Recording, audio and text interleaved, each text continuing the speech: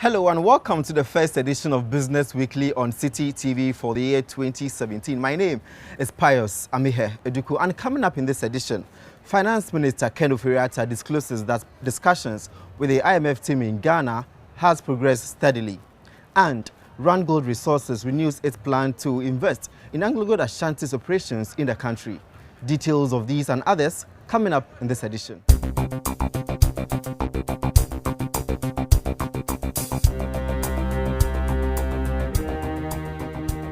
In our first story, the Finance Minister Ken Ofori-Atta has disclosed that discussions with the IMF team in Ghana has been fruitful so far.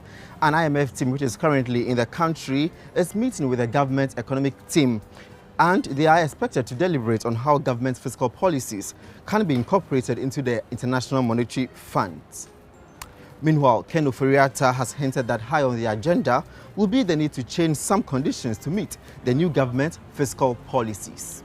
President Nana Addo Dankwa Akufo-Addo has announced that international mining firm Randgold Resources has renewed its plan to invest in Anglo-Gold Ashanti's operations in Obuasi.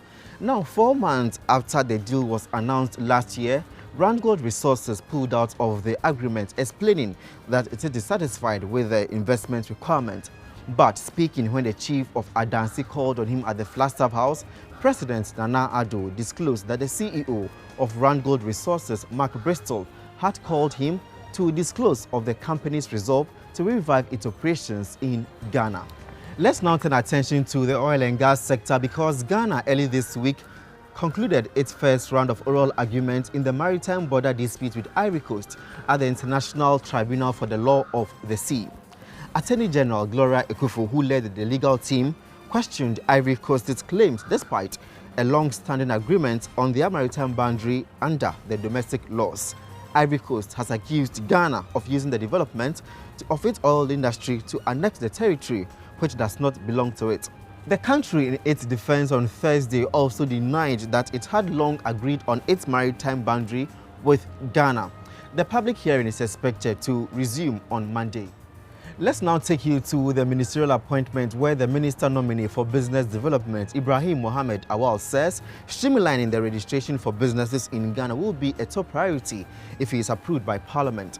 His assurance follows numerous concerns by businesses over the current regime, which has deterred some businesses from legally registering their operations. Speaking at his vetting earlier this week, Mr. Awal, among others, also indicated that there are plans to establish 20 big businesses to create jobs and penetrate into the West African market within the first 4 years in office. In a related development, the Aviation Minister nominee Cecilia Dapa has revealed that the NPP government will work to ensure that the new National Airline commences operation at least within the next 2 years. She explained at a vetting that the Nana Addo government will continue with the feasibility studies conducted by the erstwhile NDC administration.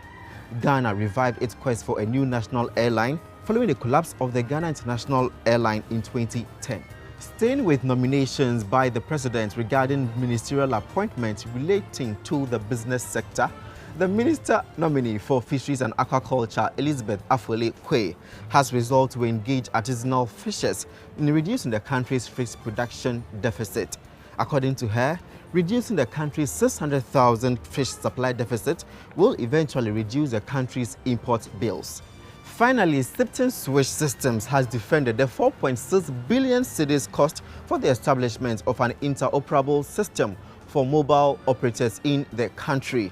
Documents cited by Citi Business News indicate that Sipton Swish Systems will be in charge of mobile money interoperability effective March this year. Although telecom operators have opposed the move, citing already existing platforms, the manager of Sipton Swish Systems, Keiko Watanabe, explains that the services harmonize operations in Ghana's retail finance space. And that is it for the first edition of Business Weekly on Citi TV with me, Pius Emihere Eduku. Join us next week.